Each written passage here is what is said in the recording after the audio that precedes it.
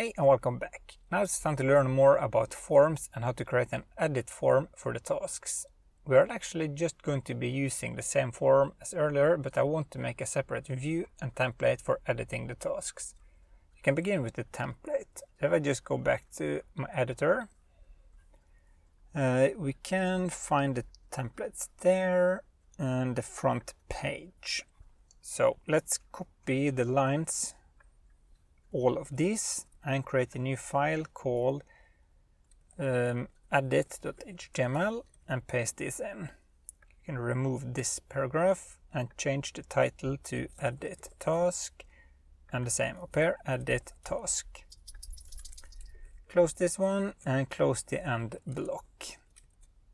And that was it for this. We can maybe change this to save changes since we are editing a task. Then we need a view for handling this as well. So let's go to views.py and create a new view below the front page. So def edit task, pass in the request parameter, but also the PK or the primary key for the task that we want to change.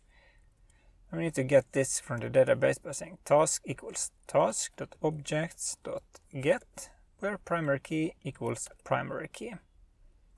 If you want to give an 404 error to the user if their primary key doesn't exist in the database, you can replace this with get object or 404, pass in the model we want to use and say pk equals pk.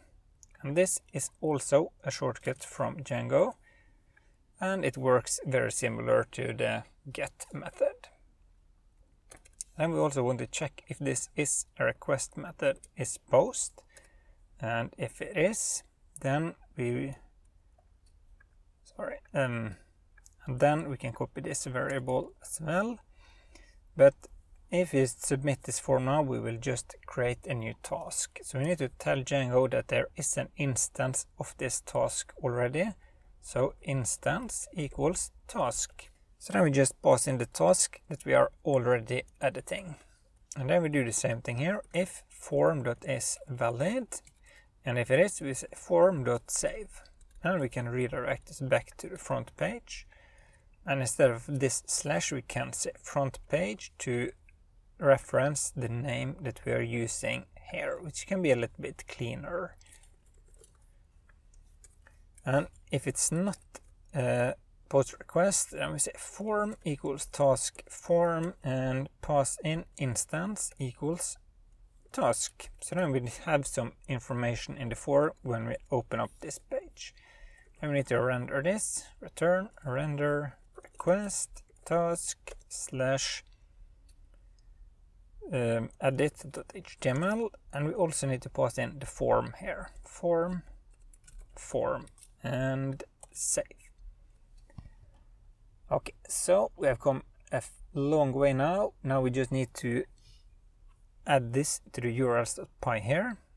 So we have this for showing, but we need one more path for editing. So we can say edit underscore task, and then we want to find an integer here called pk, and then we're going to use the views.edit task view name edit task and save.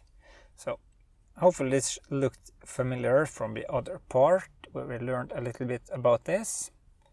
Now we just need to add an edit button on the front page for each of the tasks.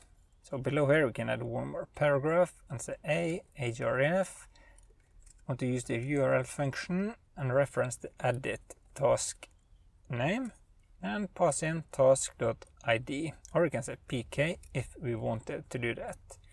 Edit, close the primary key and close the paragraph.